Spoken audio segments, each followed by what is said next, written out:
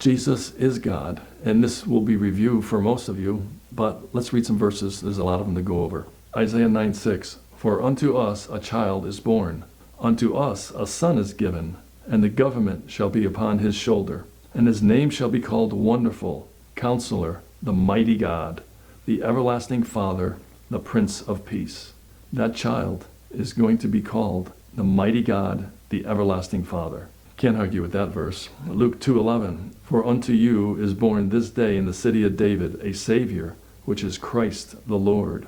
If you see the prophecies of the Messiah, the Christ that was to be born, just like we just looked in Isaiah chapter 9, you will see that the Messiah, the Christ, is going to be God.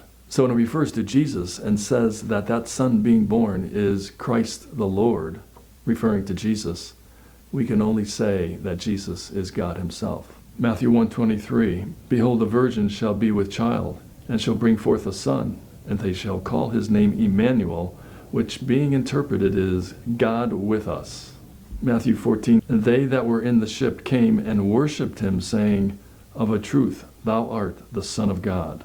A point to make is that whenever Jesus is worshipped, whether it's by angels or people in the four Gospels, he never refutes them. He never, tells them, no, like Peter did with Cornelius in chapter 10 of Acts. "No, I'm just a man," he said. Jesus never said that. Jesus accepted the worship. Next verse, John 1:1. "In the beginning was the Word, and the Word was with God, and the Word was God." Verse 3, "All things were made by him, and without him was not anything made that was made." If you put that verse together with Genesis 1:1, you come up with the fact that Jesus is the creator, and he was the one in Genesis 1:1 doing the creating.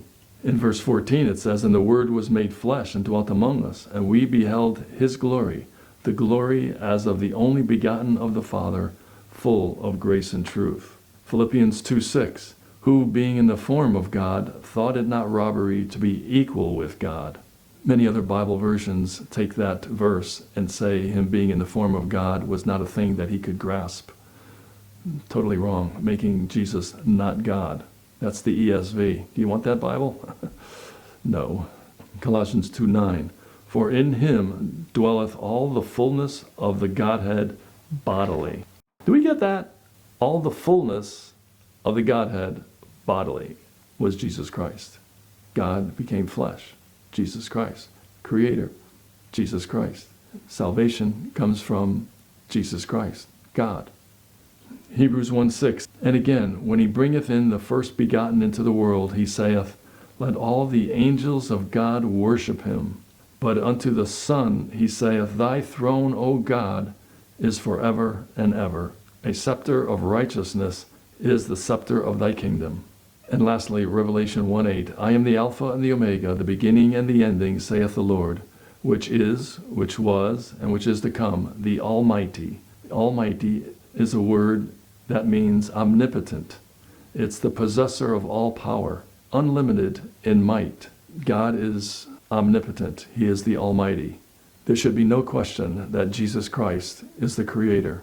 He is the Almighty. He is the omnipotent.